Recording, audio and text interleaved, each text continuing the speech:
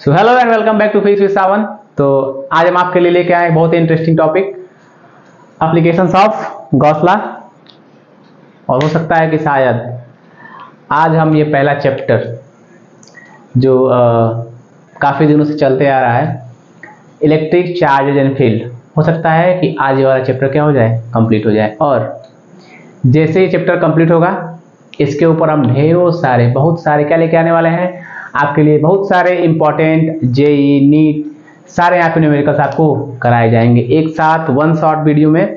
पूरे के पूरे न्यूमेरिकल्स यहाँ पे आपको प्रोवाइड कराए जाएंगे, ठीक है। तो उससे पहले ये तो इतना लंबा जो हमारा अभी तक प्यार इस चैप्टर से बना रहा है उसको आगे आप लोग बनाए रहिए, ठीक है।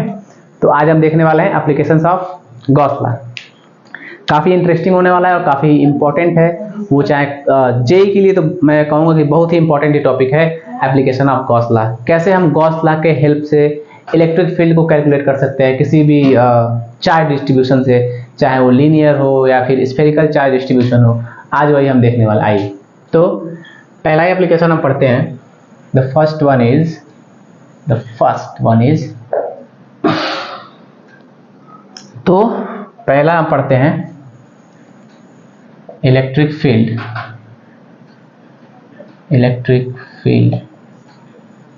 Due to an infinite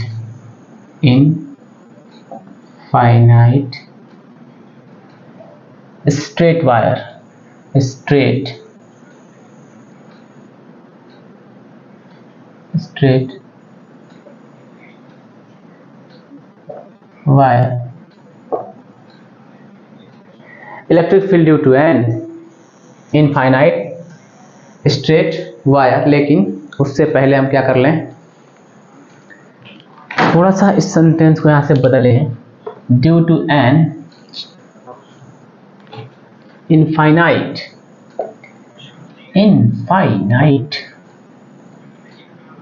charge straight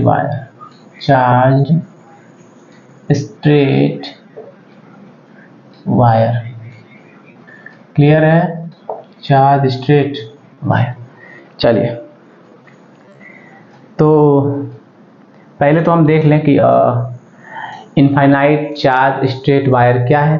तो ये तो हमको नहीं लगता है कि बताने की जरूरत है, क्योंकि इनफाइनाइट स्ट्रेट वायर सब लोग जानते हैं। इनफाइनाइट का मतलब क्या होता है, very long straight wire, and charge का मतलब होता है the wire is uniformly charged, ठीक है। तो एक वायर हम बना लेते हैं, तो सब लोग जानते हैं बनाना कैसे। हम गॉस लॉ के हेल्प से इस इनफाइनाइटली चार्ज्ड, इनफाइनाइटली मतलब very long wire, charged wire से कैसे ही इलेक्ट्रिक फील्ड को, ठीक है। ये मेरे पास एक infinitely long straight wire, okay. Now suppose the wire is uniformly charged and plus Q charge is uniformly distributed over the wire here. Now clear है। चलिए suppose we have to calculate electric field at a point P here, at a point P suppose or small distance, at a point P from distance r perpendicular to that wire। मतलब इस wire से हमको P point पे r distance पे, जो कि wire से बिल्कुल ही परपेंडिकुलर है, हमको इलेक्ट्रिक फील्ड का एक्सप्रेशन निकालना है। तो कैसे आएगा, कैसे तो जैसा कि हेडिंग है एप्लीकेशन ऑफ गॉस लॉ, तो गॉस लॉ के हेल्प से हम इस वायर से r डिस्टेंस पे इलेक्ट्रिक फील्ड निकालने वाले हैं। तो सबसे पहला काम है इस पे, देखिए हमने गॉस लॉ जब बताया था वहां पे, तो गॉसियन सरफेस का नाम लिया था। अच्छा, तो दो चीज बताया, पॉइंट चार्ज जो होता है ना, पॉइंट चार्ज का इलेक्ट्रिक फील्ड लाइंस ऐसी होती है ना, कुछ ऐसी इस तरह से होती है। अगर वो प्लस है तो रेडियली आउटवर्ड और माइनस रहेगा तो रेडियली इनवर्ड, ठीक है। तो पॉइंट चार्ज के लिए जो गॉसियन सरफेस होता है स्फेरिकल होता है। पॉइंट चार्ज के लिए जो गॉसियन सरफेस होता है वो क्या होता है, स्फीयर होता है, तो sir what is Gaussian surface? What is Gaussian surface? Gaussian surface is nothing but an imaginary surface. बस इतना ही जानना है कि गॉसियन सरफेस एक इमेजिनरी सरफेस है, वो होता नहीं है, लेकिन हमको कुछ कैलकुलेशंस करने के लिए उस वाले सरफेस को बनाना पड़ता है। तो एक बात मैं यहाँ बता दूं, this is not a point charge, this is a linear charge distribution. तो लाइन चार्ज डिस्ट्रीब्यूशन के लिए जो गॉसियन सरफेस होता है वो सिलेंडर क्या होता है? सिलेंडर तो हम इसी को रेडियस लेते हुए इस रेडियस का एक सिलेंडर बनाते हैं, एक सिलेंडर बनाते हैं, ठीक है ना? This is our cylinder, okay, this is our cylinder, clear? कुछ वायर को छोड़ देते हैं कि वायर इनफाइनाइट। अच्छा एक बात और, सिलेंडर को पूरे वायर के बराबर नहीं बनाएंगे, छोटा सा सिलेंडर यहाँ बना लेंगे, ठीक है ना? चलिए, तो सपोज वी हैव सिलेंडर, किस रेडियस का रहेगा? जो हमारा जिस पॉइंट पे हमको वायर से निकालना है उतने ही रेडियस का सिलेंडर बना लेंगे, ठीक है ना? इसको मन करे थोड़ा सा और वायर को ऐसे बना लें डॉटेड से, क्योंकि लगे हाँ इनफाइनाइटली लॉन्ग है, इसका मतलब यही होता है। फिजिक्स की भाषा थोड़ी सी अलग है। Okay, this wire is uniformly charge, ठीक है। चलिए, तो सर इससे क्या हो जाएगा? ये सब क्या है सर? ये सब फिजिक्स तो नहीं लग रहा है हमको, बिल्कुल ही फिजिक्स चल रहा है, ठीक है ना? बिल्कुल भी घबराने वाली बात नहीं है। अब हम क्या लगाने वाले हैं इसमें लगाने वाले हैं सिंपल गॉस लॉ। तो गॉस लॉ क्या होता है यहाँ पे देख लेते हैं।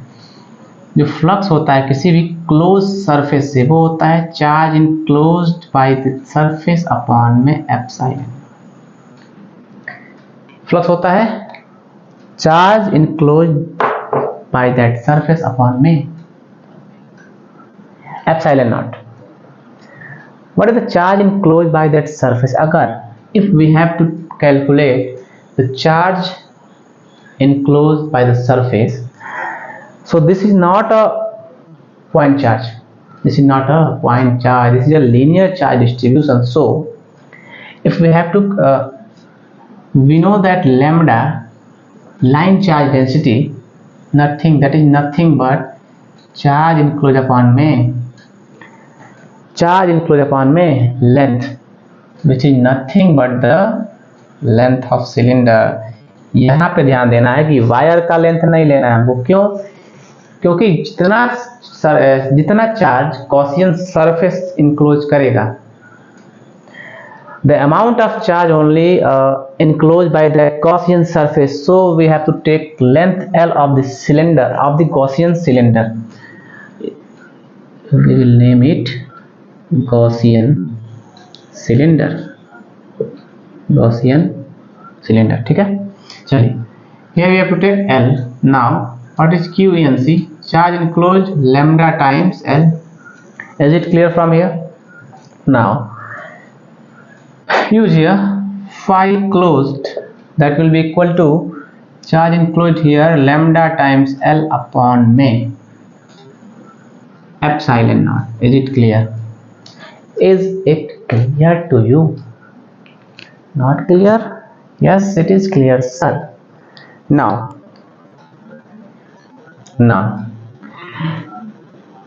if we have to calculate electric field at that point, take a area element on the curved surface of the cylinder.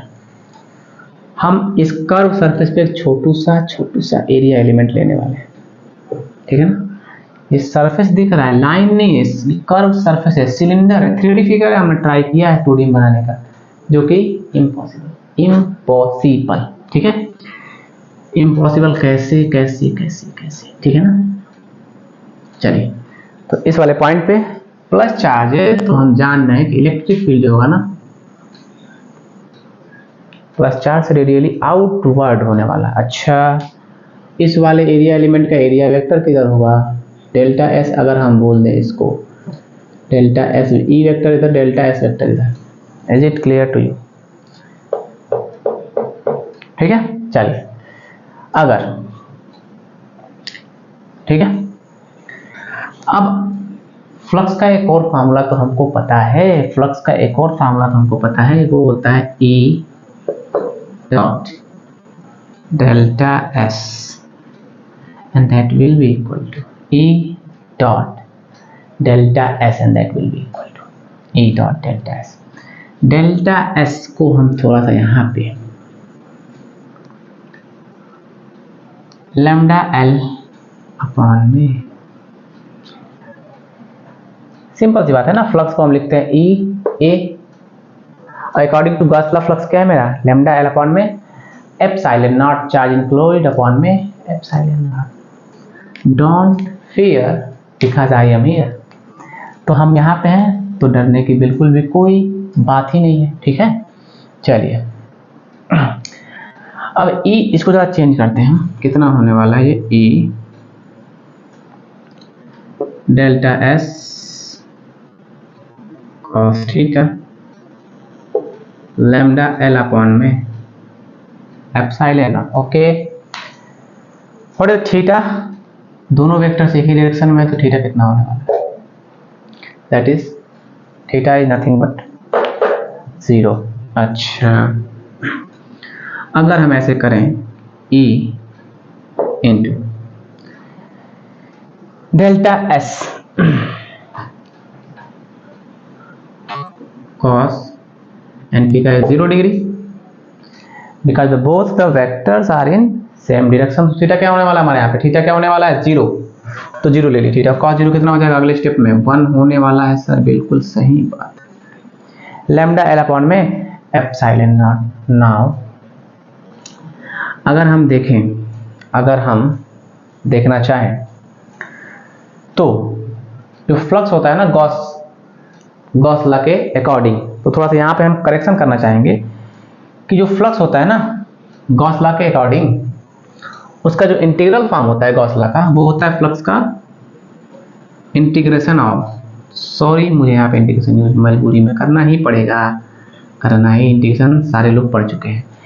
E dot D S, E dot close, E dot D S, integration of E dot D S, and that will be equal to Q N C upon में epsilon naught E dot D S. तो यहाँ पे ही हम अगर clear कर लें इसको थोड़ा सा अगर टाइम हो, integration E and dot D S, ठीक है, vector, and that will be equal to Q N C upon में, this is the integral form of Gauss law.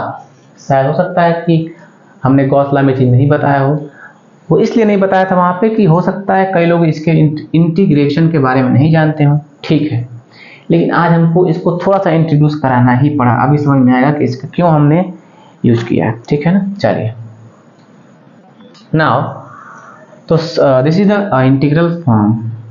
तो अगर हमने इंटीग्रेशन लिया है तो यहाँ पे ds का यूज करना पड़ेगा। हम बिना इंटीग्रेशन के भी कर सकते हैं, लेकिन इंटीग्रेशन बहुत ही इंपॉर्टेंट है, तो हम इंटीग्रेशन करते हुए चलते हैं, ठीक है ना। cos 0 सिंपली 1 हो जाएगा। अब e जो यहाँ पे है ना, e यूनिफॉर्म होगा for that particular line charge distribution, because r is fix here, r is not changing, so e is fix, so we है e को हम अगर कांस्टेंट टर्म जो होता है ना वो इंटीग्रेशन से बाहर चला आता है, तो बाहर ले आए, अंदर बचेगा integration ds and cos 0 simply 1। Now lambda L upon में epsilon naught, lambda L upon में एप्सिलॉन नॉट 2। चलिए हाय ये फिजिक्स, चलिए now integration, and this is closed, taken over closed surface. Now what is the value of integration taken over this closed surface of ds? So area element हमने कहाँ पे लिया हुआ है, कर्व सरफेस के ऊपर लिया हुआ है ना, एरिया एलिमेंट हमने कर्व सरफेस के ऊपर लिया हुआ है। सो इसके वजह से इंटीग्रेशन जो हमने लिखा है ना यहाँ पे क्लोज सरफेस, इसका मतलब ये हुआ कि हमने एक छोटा सा एलिमेंट डेल्टा एस नहीं करिए, इसको ds लिया है।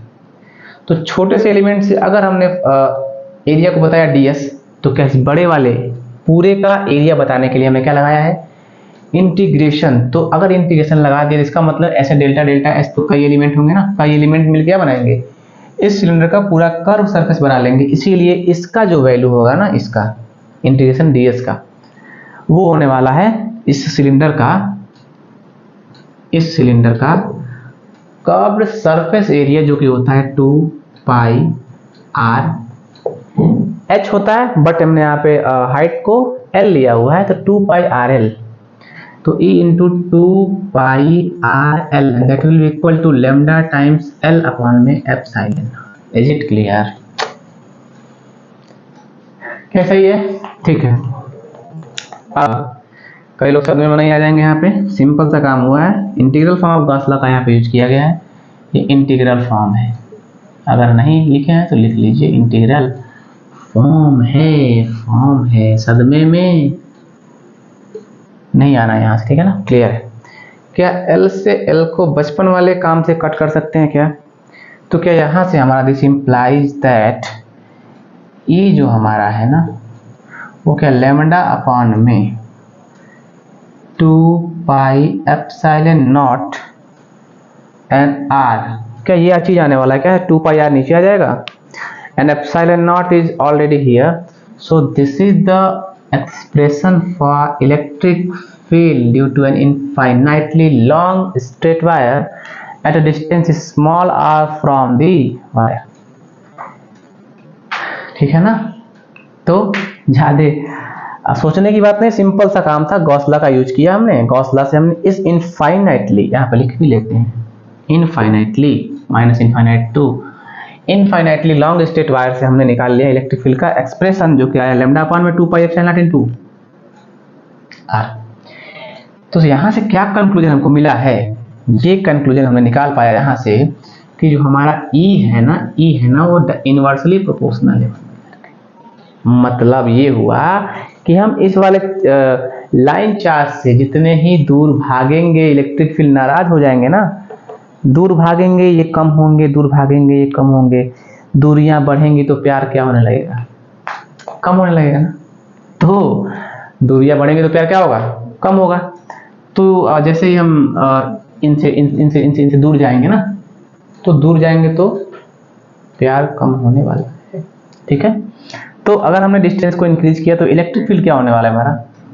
डिक्रीज होने वाला। सिंपल सा कंक्लूजन ये हुआ कि किसी भी इनफाइनाइटली लॉन्ग, अच्छा वायर को इनफाइनाइट होना पड़ेगा, फाइनाइट लेंथ का अगर वायर हो गया तो सर क्या दिक्कत हो जाएगी? बिल्कुल ही दिक्कत होगी, उसको भी हम देखने वाले हैं।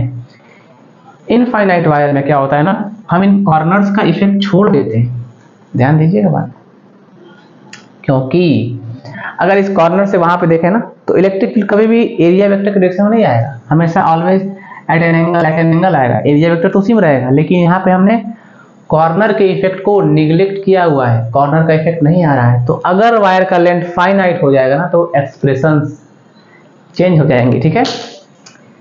एक्सप्रेशंस क्या हो जाएंगे? चेंज हो जाएंगे, ठीक है। तो हमने इनफाइनाइट, ये जो एक्सप्रेशन है ना इनफाइनाइट वायर से, ये फाइनाइट से चेंज होगा, ठीक है। Now we arrived at a conclusion E is inversely proportional to 1/r. Is it clear to you? Is it clear? अरे भाई सही है ना बात? नहीं समझ आ रहा है क्या? यहाँ से E is inversely proportional, R को बढ़ाएंगे E घटेगा, R को बढ़ाएंगे E घटेगा। हमने पॉइंट चार्ज के केस में भी देखा था ना, E is proportional to, वहां पे 1/r स्क्वायर था पॉइंट चार्ज से, यहाँ पे 1/r आ गया। तो सिंपल पहला एप्लीकेशन हमने पढ़ चुका है, पहला एप्लीकेशन आपके सामने है, गॉस लॉ का पहला ही एप्लीकेशन है, electric field due to an infinite charge straight wire, ठीक है। सेकेंड वाला जो है, सेकेंड वाला भी इंपॉर्टेंट होने वाला है, तो सेकेंड वाले को हम जरा देख लेते हैं।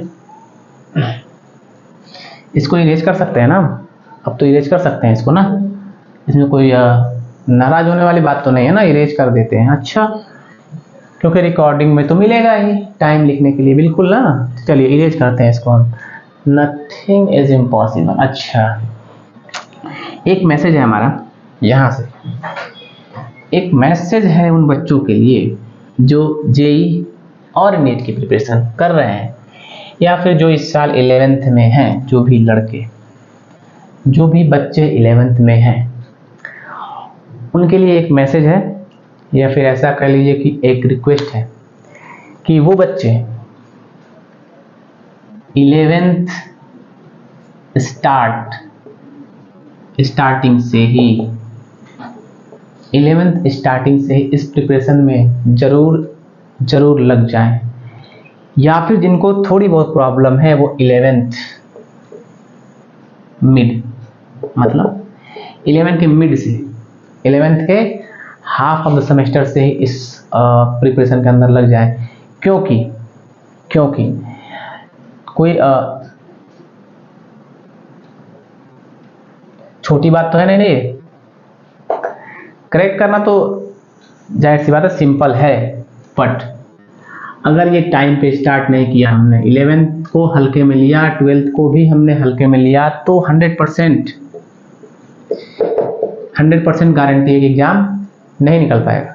अगर हम 11th के अंदर सीरियस नहीं हो पाए, 12th भी हमने पूरा ही मज़े में निकाल दिया, तो फिर ये मुश्किल जर्नी रहेगी, होने वाला नहीं है ऐसा।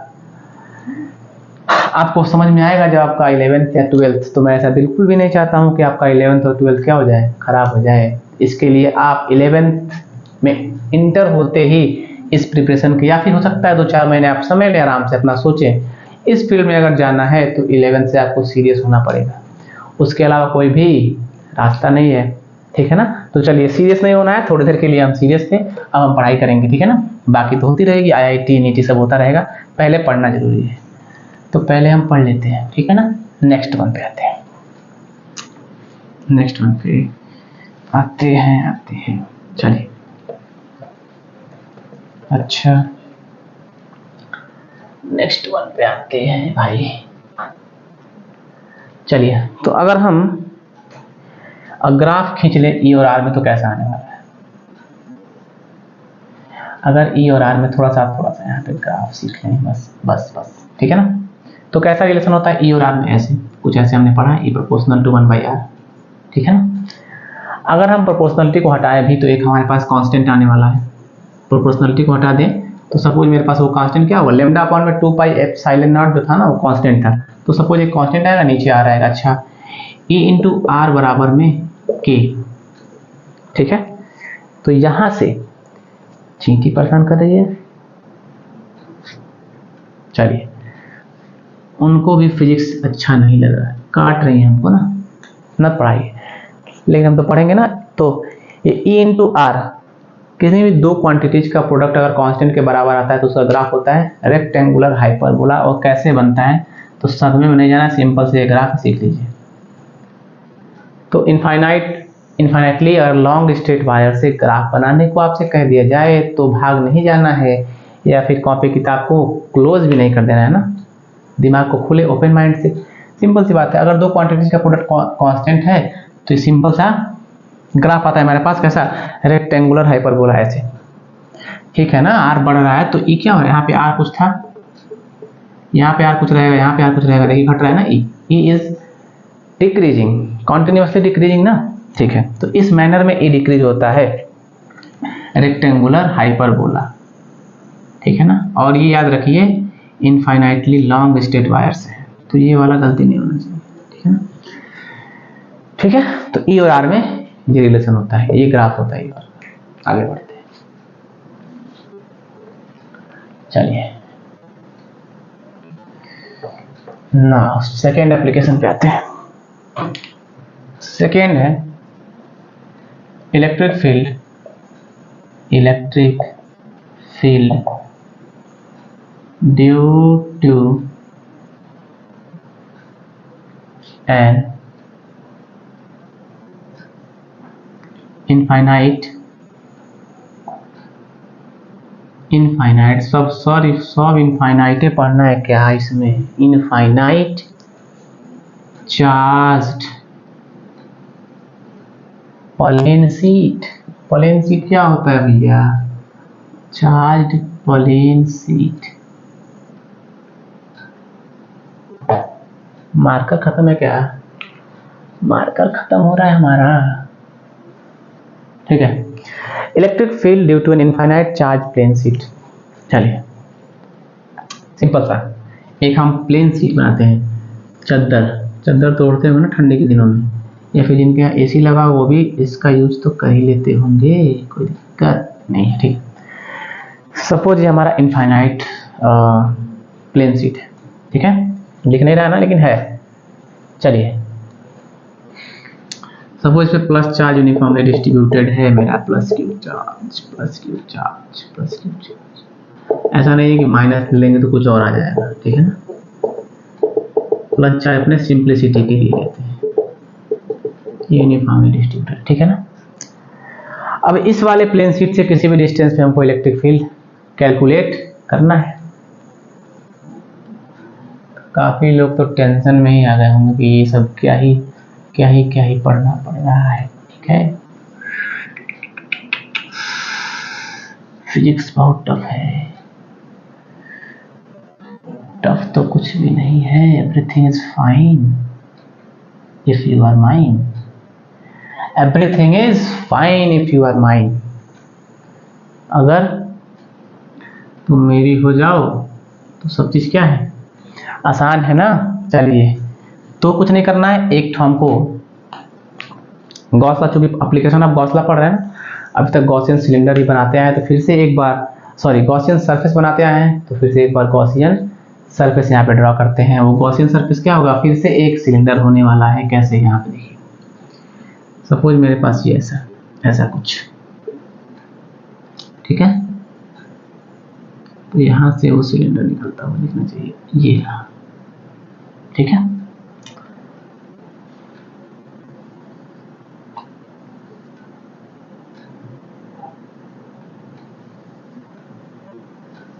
मार्कर नहीं आ पा रहा है यार, मार्कर खत्म हो चुका है। सिलेंडर है यार, सपोज हमको इसी पॉइंट पे चाहिए, तो इसी वाले पॉइंट पे चाहिए, इसी वाले पॉइंट पे चाहिए। चलिए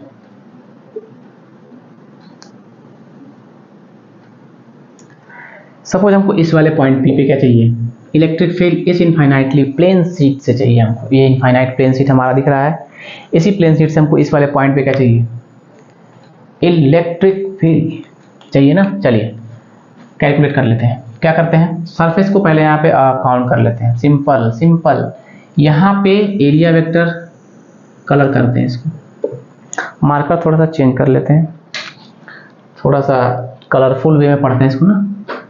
तो प्लस चार्ज से इस वाले पॉइंट पे इलेक्ट्रिक फील्ड ये होगा।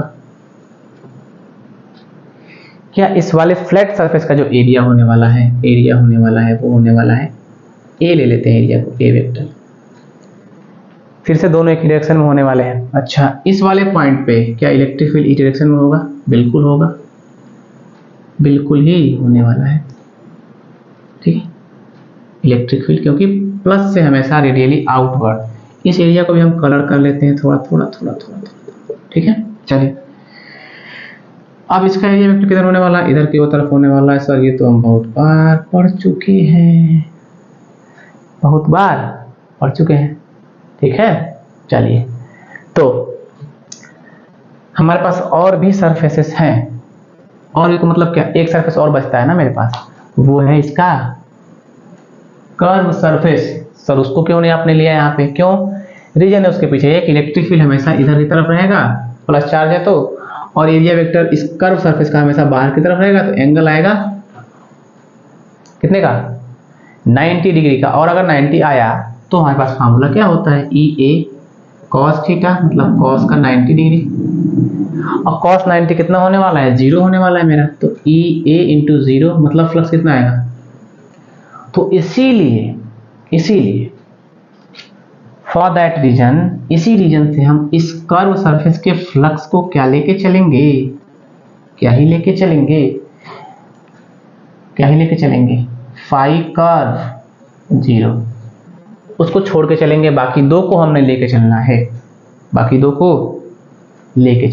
ठीक है। चलिए तो यहां पे अगर हम देखें, ठीक है, टोटल फ्लक्स जो होगा ना, गॉस लॉ से अगर देखना चाहें, total flux through the closed surface अगर हम देखना चाहें, तो क्या इस प्लेन का कितना, इस सिलेंडर के अंदर कितना चार्ज इनक्लोज है, मतलब उस गॉसियन सरफेस के अंदर कितना चार्ज इनक्लोज्ड है, उसके लिए हमको क्या ही देखना पड़ेगा, सरफेस चार्ज डेंसिटी। सिंपल बात है कि नहीं है।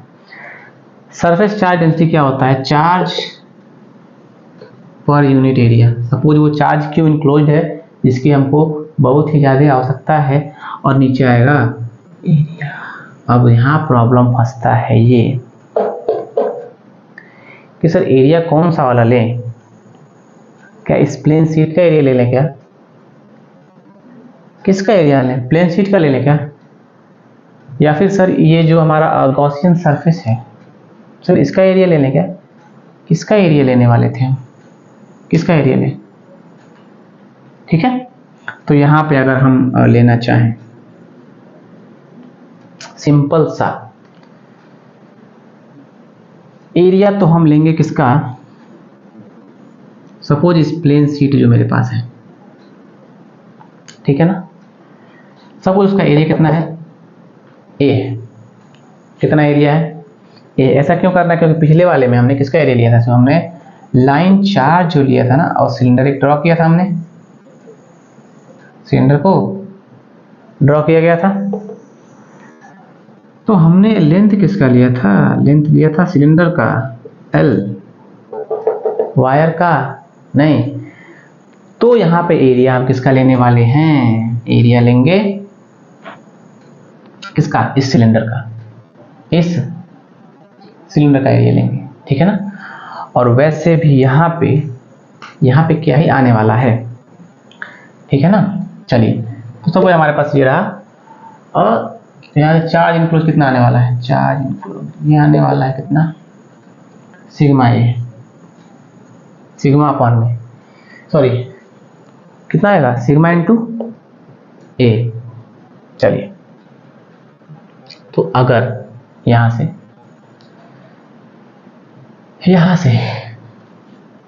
क्योंकि देखिए हमको कितना यहाँ पे चार्ज कितने में चाहिए? इसी क्रॉस सेक्शन में ही चार्ज हमको चाहिए, इसी पर्टिकुलर से एरिया में हमको क्या चाहिए? चार्ज चाहिए ना, इससे इसी पर्टिकुलर एरिया में, इसीलिए एरिया को क्या लिया गया है? ए। इसी पर्टिकुलर से एरिया में हमको चार्ज चाहिए ना, तो क्रॉस सेक्शनल एरिया क्या है? A. That's why we are using A, area A, because इसी क्रॉस सेक्शन में हमको पता करना है कि how many charge in that cross section. So sigma is nothing but surface charge density, और Q N C charge include area है, इस क्रॉस सेक्शन में कितने चार्ज हैं वही तो हमको पता करना है, ठीक है। चलिए, तो आते हैं अपने काम पे। हम फाई क्रॉस जीरो हो गया तो फाई लिखते हैं, फाई लिखेंगे, बिल्कुल लिखेंगे। क्यों? तो फाई हमारा होने वाला है यहाँ से चार्ज इनक्लोज अपॉन में एप्सिलॉन नॉट, यह total flux.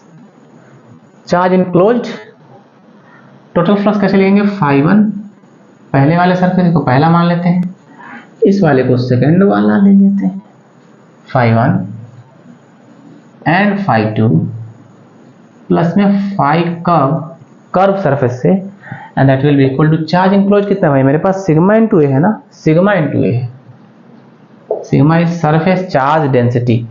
Now phi 1 is nothing but EA. Here A is in that direction, A is also in this direction. So EA cos 0 degree ना, because both the vectors are in same direction. Now again these two vectors are in same direction, so EA cos 0।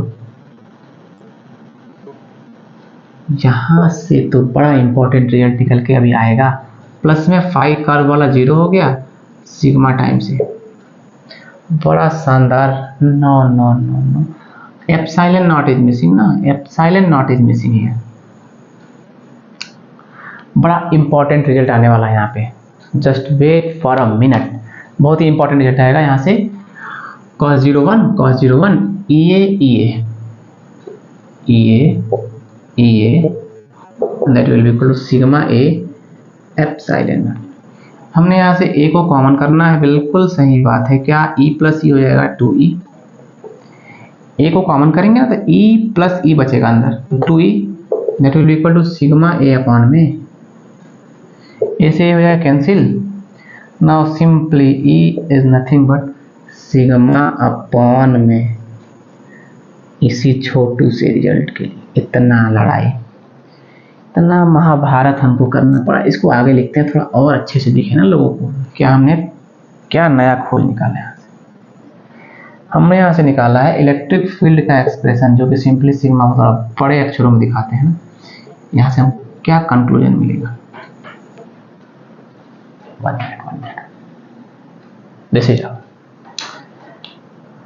Sigma upon 2 epsilon naught. तो यहाँ से sir हम क्या conclusion निकाल पाए हैं, क्या ही कंक्लूजन हमको पता चल पाया यहाँ से। देखिए कंक्लूजन हमने ये निकाला यहाँ से कि सर जो मेरा इलेक्ट्रिक फील्ड है ना वो कांस्टेंट आ रहा है, वो डिस्टेंस पे डिपेंड ही नहीं कर रहा है। जबकि पीछे हमने क्या पढ़ा था, E इज प्रोपोर्शनल टू,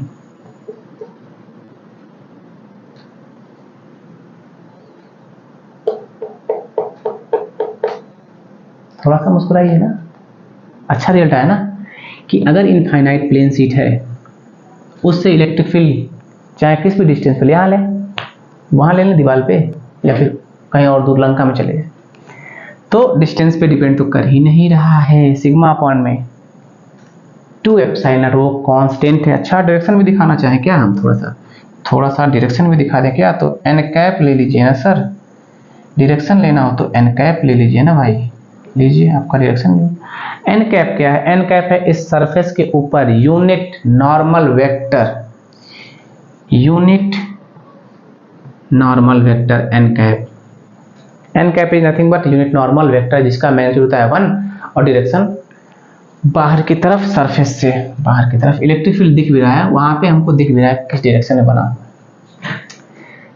तो हमारे पास बहुत ही इंपॉर्टेंट रिजल्ट क्या है कि इनफाइनाइट प्लेन शीट से जो इलेक्ट्रिक फील्ड होता है सिग्मा अपॉन में 2 एप्सिलॉन, जहाँ पर सिग्मा है हमारा surface charge density,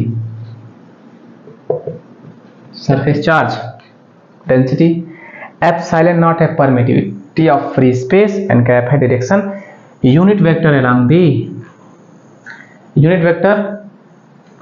unit normal vector to the surface.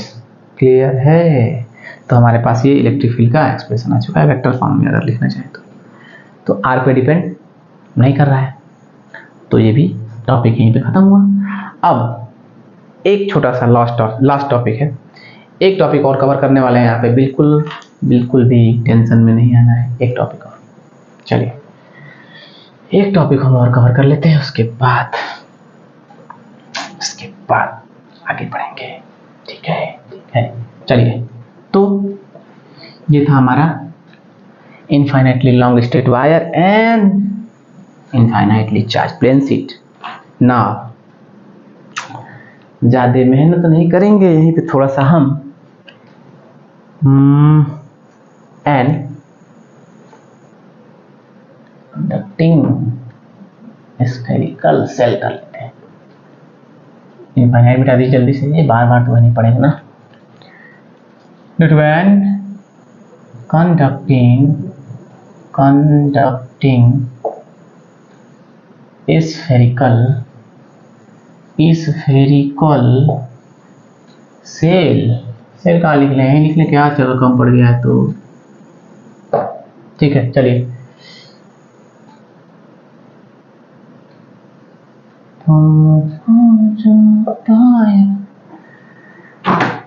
अब ये लम्हा ठहर जाए, थम जाए, बस जाए हम दोनों की दरमियां। चलिए तो गाना भी थोड़ा चलता रहेगा ना कि ये फिजिक्स के साथ जो हमारा लम्हा यहीं थम जाए, यहीं पे ठहर जाए, तो फिर तो क्या ही बात हो जाएगा। चलिए तो फिर हम आगे बढ़ते हैं स्फेरिकल सेल की तरफ। तो सिंपल सी बात है ना, कंडक्टिंग। तो एक तो प्रॉपर्टी यहाँ पे मैं रिकॉल करना चाहूँगा। सब देखिए यहाँ थोड़ी देर के लिए बता दीजिए। सपोज मेरा एक कंडक्टर है, मेरे पास ये कंडक्टर है। तो कंडक्टर पे अगर हम चार्ज को देते हैं ना, कंडक्टर जैसे ईमानदार आदमी है ना, तो अगर उसको आप कुछ दे देंगे ना तो वो अपने अंदर कुछ नहीं रहेगा, सब बांट देगा ना। तो कंडक्टर के ऊपर अगर हमने चार्ज दिया है तो उसके सरफेस पे ही रुक जाता है। ये कंडक्टर की प्रॉपर्टी है, इंपॉर्टेंट प्रॉपर्टी है, ये बहुत ही इंपॉर्टेंट प्रॉपर्टी है। कंडक्टर को अगर हमने चार्ज दिया तो वो चार्ज कंडक्टर के सरफेस पे रिसाइड होता है, कंडक्टर के अंदर। अंदर नहीं जाता है। अंदर कब जाएगा? जब वो कैसा होगा? नॉन कंडक्टिंग होगा, तब उसके वॉल्यूम में भी यूनिफॉर्मली डिस्ट्रीब्यूटेड होने वाला है, देख लीजिए। बट यहाँ कहाँ रहने वाला है? सरफेस के ऊपर। बड़ा इंटरेस्टिंग कहानी है सर ये तो। बहुत सर कितने कॉन्सेप्ट हैं फिजिक्स में, कितनी चीज़ जाननी पड़ेंगी, बस जितनी हम बताते जा रहे हैं, जितना हम बताते जा रहे हैं। अच्छा, कपड़ा भी दूर भाग जा रहा है। चलिए तो हम पढ़ते हैं स्फेरिकल सेल। सिंपल सी बात है, स्फेरिकल सेल। वैसे कंडक्टिंग नहीं लिखेंगे ना तभी भी यहाँ काम चल जाएगा। क्यों? क्योंकि स्फेरिकल सेल तो अंदर से खोखला होता है ना। सेल अगर हम बनाएं, बड़ा शानदार बनाया सर्कल। ये रहा मेरा स्फेरिकल सेल। सपोज इसके ऊपर हमारा, सपोज अंदर वाला स्फेरिकल सेल है, इसको थोड़ा छोटा बनाते हैं, जगह कम पड़ जाएगा ना। जगह कम पड़ने की वजह से थोड़ा सा इसको छोटा बना लेते हैं। ये रहा, suppose this is our spherical shell. ये हमारा स्फेरिकल सेल है। इसका रेडियस हम ले लेते हैं कैपिटल आर। सॉरी, हालांकि इस डिस्टेंस से कोई लेना देना है नहीं, अभी थोड़ा सा आएगा। तो सपोज हमको इस स्फेरिकल सेल से ना किसी भी बाहर के पॉइंट पे, सपोज हमारा वो पॉइंट, इसको मिटाते हैं, किसी बाहर पॉइंट पे हमको मान लीजिए इस पे, यहाँ पे इस वाले पॉइंट पे हमको फाइंड आउट करना है इलेक्ट्रिक फील्ड। थोड़ा सा और छोटा कर लें, इस वाले पॉइंट पे हमको इलेक्ट्रिक फील्ड निकालना है। और सपोज कर लीजिए कि वो जो डिस्टेंस रहेगा यहाँ से, वो कुछ ऐसे रहेगा आर, ठीक है। अब चूंकि ये स्फेरिकल सेल है तो गॉसियन सरफेस भी इन्हीं के तरह का लेंगे तो ज्यादा फायदा रहेगा, ठीक है ना। क्योंकि ये स्फेरिकल सेल है तो गॉसियन सरफेस भी इन्हीं के शेप का ही होना चाहिए। बिल्कुल उन्हीं शेप का हम लेंगे भी यहाँ पे। तो पहले तो इस पे चार्ज मान लेते हैं कि इस सरफेस पे प्लस क्यू चार्ज डिस्ट्रीब्यूटेड है, ठीक है ना। अब हम बनाते हैं गॉसियन सरफेस। तो दूसरे स्केच से बना लेते हैं ताकि क्लियरली पता चले ना कि गॉसियन सरफेस कौन सा है। देखिए, that is the Gaussian surface and this is also an spherical shell. ये हमारा गॉसियन सरफेस रहा, जो कि स्फेरिकल सेल के ही फॉर्म में रहने वाला है। अच्छा सर, ये सब बात है क्या? कितना ही कंसेप्ट हम पढ़ेंगे सर, ठीक है ना। अच्छा, इसका रेडियस क्या रहने वाला है? जितने डिस्टेंस पे हमने उस पॉइंट को लिया है जहाँ पे हमको इलेक्ट्रिक फील्ड क्या करना है? कैलकुलेट करना है। तो हमने r डिस्टेंस पे इसको लिया है और r डिस्टेंस पे ही हमको ये सेंटर O ले लेते हैं। सेंटर से कोई लेना देना अभी तो हमको है नहीं फिलहाल में। अब हम इस पॉइंट पे निकालते हैं इलेक्ट्रिक फील्ड विदाउट किसके हेल्प से? पहले तो इस पी पॉइंट पे हमको क्या लेना पड़ेगा? एक तो एरिया एलिमेंट ले लेते हैं, सिंपल छोटा सा ds ले लेते हैं। तो उसका डायरेक्शन थोड़ा सा और बड़ा ही ले लेते हैं ताकि आपको समझ में आ पाए। थोड़ा सा बड़ा एरिया एलिमेंट लेते हैं, ठीक है ना। पी पॉइंट है यहाँ पे। तो इस वाले एरिया एलिमेंट को थोड़ा कलर भी कर दें क्या, थोड़ा अच्छा लगे ना, साड़ी के किनारा की तरह सजा दें इसको। तो सभी लोग एक बार फिर से कंसंट्रेट कर होना है। तो क्या इस पे इलेक्ट्रिक फील्ड, चूंकि ये पॉजिटिवली चार्ज स्फेरिकल सेल है, तो क्या इस पे रिपल्सन बाहर की तरफ होगा ना, रेडियली आउटवर्ड। और वैसे हमको पता है कि किसी स्फीयर से अगर स्फीयर पे चार्ज रखा गया है तो रेडियली आउटवर्ड इलेक्ट्रिक फील्ड का डायरेक्शन होता है। और इस वाले पे एरिया वेक्टर तो हमको रट चुका होना चाहिए, अभी तक बाहर की तरफ होगा, दोनों ही। तो अब हम सर क्या करें? इतना बात तो हम जान गए, अब कुछ नहीं करना। अब एक ही काम करना ये है कि गॉस लॉ लिखना है। तो अकॉर्डिंग टू गॉस लॉ का एप्लीकेशन सिंपल बात है, इंटीग्रेशन लगाएंगे E dot ds and that will be equal to integral form है q e n c upon में। इससे बिल्कुल भी इंटीग्रेशन वाले साइन से बिल्कुल भी टेंशन में नहीं आ जाना है, बिल्कुल भी घबराना नहीं है। E integration E ds and integration taken over closed surface, या ऐसे क्लोज को ऐसे मत करो, ऐसे भी हम बना सकते हैं। Integration taken over close surface E ds, closed integral taken over this surface E ds that will be nothing equal to q n c upon में एप्सिलॉन नॉट। अब q e n c कहाँ से निकालें? तो q n c कैसे आने वाला है? चार्ज इस वाले सरफेस में कितना इनक्लोज है, इस चार्ज को देखना है, ठीक है। तो सपोज कर लीजिए इस वाले जो अंदर वाला स्फेरिकल सेल है उसका सरफेस चार्ज डेंसिटी सिग्मा है। क्यों सर ये 3D फिगर में वॉल्यूम चार्ज क्यों नहीं ले सकते वॉल्यूम चार्ज डेंसिटी? तो ऐसा इसलिए क्योंकि कंडक्टिंग स्फेरिकल सेल है तो चार्ज सरफेस पे होंगे तो सरफेस चार्ज डेंसिटी की बात की जाएगी। तो सिग्मा इक्वल टू क्या होने वाला है QENC। नहीं समझ पाए चार्ज इनक्लोज्ड अपॉन में एरिया, क्योंकि सरफेस चार्ज डेंसिटी में एरिया की बात करेंगे और ये किसका लेंगे जिस पे चार्ज इनक्लोज, जिसमें चार्ज हमारा जिस एरिया पे चार्ज डिस्ट्रीब्यूट है तो उसका रेडियस अगर हम ले लें R तो कितना होने वाला है? अच्छा सरफेस स्फीयर का सरफेस एरिया क्या होता है 4πr²। सिंपल सी बात है 4π ये होता है हमारा। तो सिग्मा हमारे पास निकल QNC कितना है यहाँ से QENC यहीं पे कैलकुलेट करके वहां पे फेंक देंगे ले जाएगा ना 4πr² sigma. That will B clear 4πr²। ठीक है चलिए यहाँ पे आते हैं फिर से। E सिंपल है E निकालना है तो वो तो वहां पे कांस्टेंट होगा तो E को हम इंटीग्रेशन साइन से बाहर लेके आ सकते हैं। E is out of the integration out get out. Now close integral ds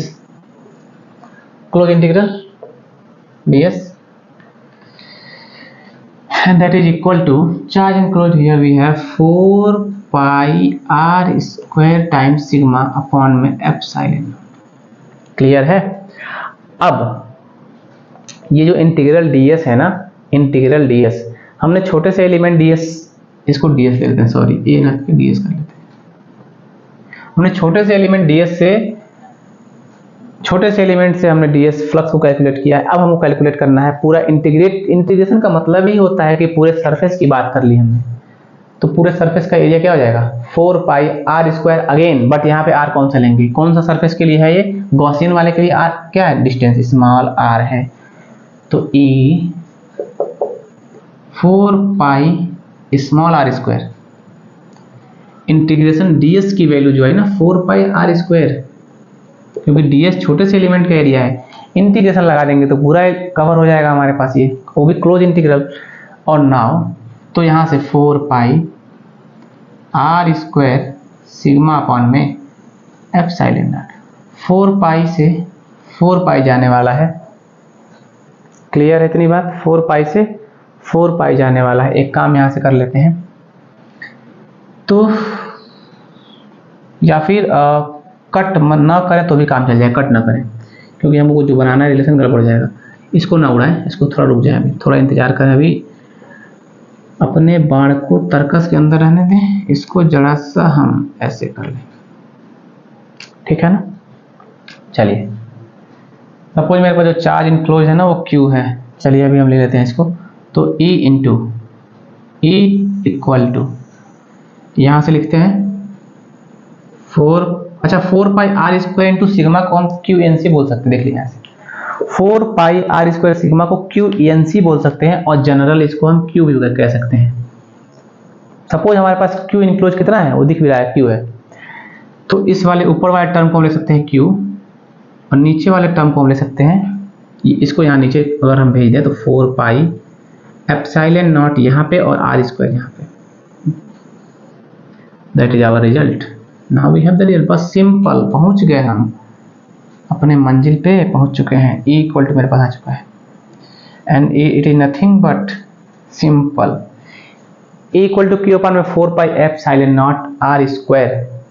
हम तो कुछ लोग तो मुस्कुरा भी रहे हो क्यों जिन्होंने पिछले का लेक्चर देखा होगा जान रहे हो कि ये वाला फील्ड जो होता है ये पॉइंट चार्ज का ही तो फील्ड है। अरे भाई अगर पॉइंट चार्ज हम लेते थे याद करिए यहाँ पे और इसे किसी डिस्टेंस पे हम पूछते थे इलेक्ट्रिक फील्ड क्या होने वाला था बोलते थे ना Q अपॉन में 4π एप्सिलॉन नॉट r²। तो इसका मतलब होता है कि बाहरी मतलब एक्सटर्नल पॉइंट्स के लिए जो स्फेरिकल सेल है हमारा वो पॉइंट चार्ज की तरह काम करता है या फिर एक तरह से और कह सकते हैं कि एक्सटर्नल पॉइंट के लिए जो स्फेरिकल सेल पे चार्ज होता है वैसा ऐसा मतलब लगता है कि पूरा का पूरा चार्ज कहाँ पे आ गया है सेंटर पे मतलब पॉइंट चार्ज। इसीलिए तो ये वाला एक्सप्रेशन हमको मिला। तो ये बड़ा इंटरेस्टिंग सा रिजल्ट हमको आज मिल रहा है देखने को। मैं बार बार कह रहा हूँ कि मेरे लेक्चर्स को पूरा देखिए, और जिन्होंने पूरे लेक्चर्स को देख लिया, इसके बाद हम न्यूमेरिकल्स भी लेके आने वाले हैं। पहले हमने सोचा है पूरा चैप्टर कंप्लीट करेंगे, न्यूमेरिकल्स हमने कराए हैं अभी हमने अच्छे न्यूमेरिकल करवाए हैं, उससे भी अच्छे एडवांस लेवल के न्यूमेरिकल और हम लेके आने वाले हैं, जल्द से जल्द लेके आने वाले हैं। बस ये चैप्टर आज कंप्लीट हो जाने वाला है, तो जैसे ही चैप्टर कंप्लीट हो जाएगा हम न्यूमेरिकल्स लेके आएंगे। अच्छा, तो ये पहला केस हो गया, केस वन। केस वन मतलब जो मेरा आर था वो आर से बड़ा था। केस वन क्या था मेरा, ये था R is greater than R, या फिर इसको इक्वल भी आर कह सकते हैं। क्या करेंगे, अगर हमको सरफेस पे ही निकालना हो तो क्या करना पड़ेगा, कुछ नहीं करना पड़ेगा, आर के जगह पे क्या रख देंगे, कैपिटल आर। सिंपल है यहाँ पे। तो पहला केस हमने कर लिया, दूसरा केस करते हैं। इसी में सेकेंड केस भी हमारे पास है। Now what is the second case, जब R is less than R हो, आर जो मेरा आर से कम हो, बराबर ना हो, कम हो, मतलब वो पॉइंट इसके अंदर आ जाए, तो क्या करने वाले हैं थोड़ा सा देख लेते हैं। सिंपल सी बात है, कुछ नहीं करना है, कुछ नहीं करना है। इसको इरेज करते हैं, इन सब कहानी को मिटा देते हैं। अब कि अंदर चल देना है हमको। अंदर के लिए तो कुछ करना ही नहीं, सिंपल से एक लाइन के अंदर उसका आंसर आने वाला है। बता देता हूँ कैसे आएगा, सिंपल सी बात है ना। देखिए,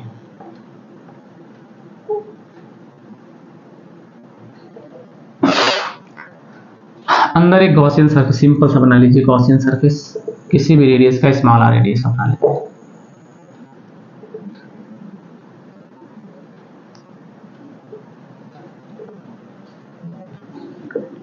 ठीक है ना, तो स्मॉल आर रेडियस का हमने गॉसियन सरफेस बना लिया। अब ये स्फेरिकल सेल है, तो चार्ज कहाँ पे है, चार्ज मेरा कहाँ पे रहने वाला है, स्फेरिकल सेल है तो चार्ज कहाँ रहेगा, सरफेस के ऊपर, बिल्कुल ऊपर रहेगा ना सरफेस के। तो क्या अंदर चार्ज कोई इंक्लोज होगा इस गॉसियन सरफेस के अंदर, क्या इस गॉसियन सरफेस के अंदर क्या कोई चार्ज इंक्लोज होने वाला है क्या, बिल्कुल नहीं होगा, क्योंकि सब चार्ज कहाँ है, ऊपर है। तो सिंपल सी बात है, यहाँ पे तो हमको ऐसे ही रिजल्ट मिल गया कि जो ई डॉट डी एस हम लिखेंगे ना, कुछ भी लिखेंगे यहाँ पे, integration closed E dot D S जो लिखेंगे, Q E N C integral form of Gauss law use करेंगे, क्यू एन सी अपॉन में epsilon naught, Q N C upon में एप्सिलॉन नॉट, जो भी हम लिखेंगे ना, साफ से लिख लेते हैं थोड़ा, Q E N C upon में एप्सिलॉन नॉट। तो कितना चार्ज इंक्लोज हो रहा है यहाँ पे, जीरो, ऊपर वाला टर्म सिंपली जीरो, ऊपर वाला टर्म जीरो, नीचे एप्सिलॉन नॉट। तो क्या सीधे सीधे मेरा इलेक्ट्रिक फील्ड हम लिख देंगे यहाँ पे, सीधे ही लिखते हैं, वो सब 4 पाई आर स्क्वायर भले लिखना पड़ जाए, कोई दिक्कत नहीं होने वाली है उससे। गॉसियन सरफेस का एरिया इंटू में लिख ही लेते हैं 4 पाई स्मॉल आर स्क्वायर, लेकिन कोई मतलब ही नहीं है उससे। क्यों, कोई भी एलिमेंट हम ले यहाँ पे, एरिया एलिमेंट कुछ नहीं लेना है। क्यों, बताते हैं रीजन, क्योंकि चार्ज इंक्लोज कितना है, जीरो होने वाला है, इधर जीरो, तो क्या ई कितना आ जाएगा, सिंपल। तो अगर स्फेरिकल सेल के अंदर इलेक्ट्रिक फील्ड का लिखना आपको एक्सप्रेशन, अगर हमको स्फेरिकल सेल के अंदर किसी पॉइंट पी पे इलेक्ट्रिक फील्ड बताना है, स्फेरिकल सेल के अंदर चले जाना है, अंदर चले जाना है, तो कितना हो जाएगा, जीरो। क्लियर है, स्फेरिकल सेल हो गया, इनफाइनाइट प्लेन शीट हो गया, लॉन्ग स्ट्रेट वायर हो गया, तीनों से हमने तो रिजल्ट को देख ही लिया। एक बार तीनों को एक साथ समराइज कर लेते हैं, एक साथ समराइज करते हैं, इसको इरेज करते हैं, तीनों को एक साथ समराइज करते हैं, तीनों को एक साथ ही समराइज कर लेते हैं। Everything is fine. अब तीनों को एक साथ समराइज करते हैं, वायर का देख लेते हैं एक साथ। यहां पे देखते हैं infinite, infinite straight wire, infinite straight wire, wire, wire. Now infinite plane sheet, plane sheet से देख लेते हैं, फिर स्फेरिकल सेल से देख लेते हैं, स्फेरिकल सेल से भी देख लेते हैं। चलिए, तो इसका तो सिंपल है ना, ई लैम्डा अपॉन में 2 pi epsilon naught R, sigma upon में 2 एप्सिलॉन नॉट, केवल मैग्नीट्यूड की बात कर लेते हैं, डायरेक्शन तो आप जानते हैं किधर होगा, सिग्मा अपॉन 2 एप्सिलॉन नॉट। अच्छा,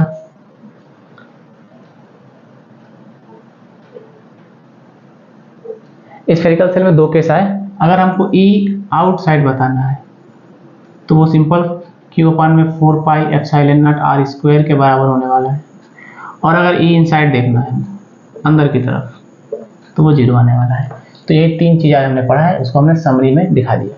यहाँ पे जो ई होता है ना वो 1 अपॉन आर के इनवर्सली, सॉरी आर के इनवर्सली प्रोपोर्शनल, यहाँ पे डज नॉट डिपेंड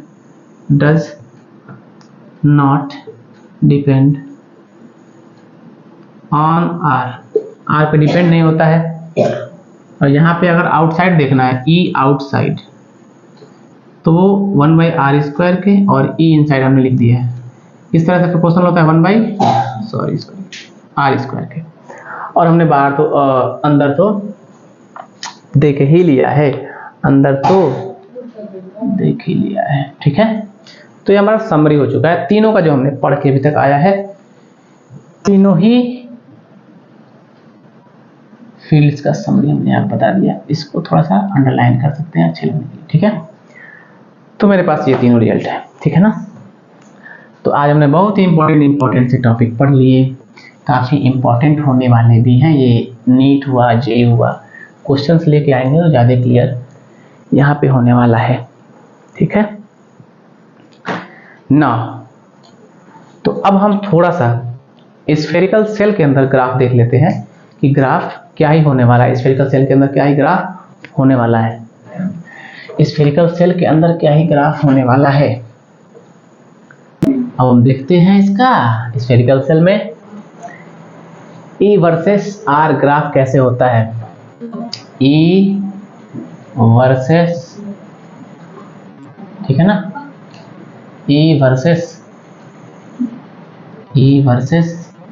R कैसे स्फेरिकल सेल में वेरी करता है, तो हमने देख लिया है ना, रिजल्ट हमको पता है। तो ग्राफ बनाने में कोई झंझट, इस ग्राफ पे भी क्वेश्चन आए हुए हैं काफी बार, तो इम्पोर्टेंट है वाला E वर्सेस R।